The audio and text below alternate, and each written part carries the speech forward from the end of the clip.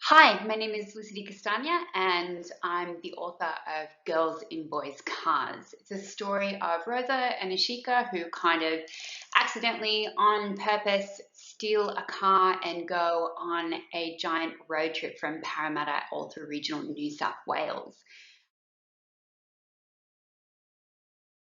Place is really important in this story. One of the things that I was really interested in exploring is that kind of regional and urban divide. So Rosa and Ashika come from the western suburbs of Sydney. They come from a land of giant towering apartment blocks. And multicultural communities and kind of busyness and loudness. And so I was interested in what would happen when two girls like that, who are very grounded in this urban space, go off and experience for the first time regional New South Wales, which to them is like landing in a foreign country. I was interested in the idea that urban kids like myself don't really know much about regional Australia and what might happen when we begin to come up against all of those images that we might have only really experienced like on TV or in famous Australian books that we're kind of forced to read in school. Um, I think place is a really important part of everybody's identity, both the place that you are born into and the places that you travel through.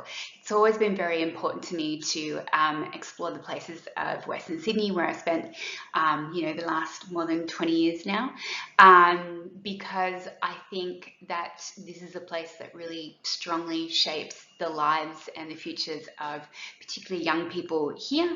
It's also a place in which most young people in Australia live. So I think it's worthy of exploration. I think it's really important to see ourselves in books, but to also not see ourselves in books, to be exposed to all kinds of different people in the books that we read. One of the things about Rosa and Ashika is I think they are both kind of every girl from the western suburbs, but they are at the same time part of kind of micro communities within the western suburbs that aren't necessarily as well understood, like the Indian Fijian community or the kind of European migrant community that is here. They both come from kind of different classes and different perspectives.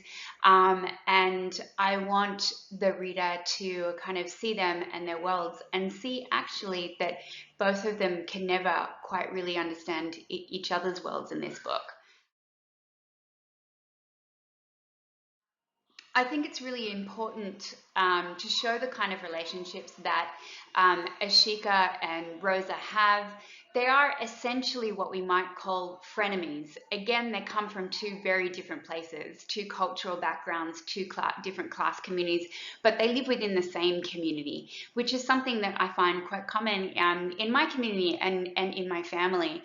I wanted to present the reader with two girls who actually never really understand one another fully and completely. And to say that that's okay, that's life, that's the world that we live in, but to say that there are conversations worth having and there are people worth knowing, even when those kind of conversations make us uncomfortable.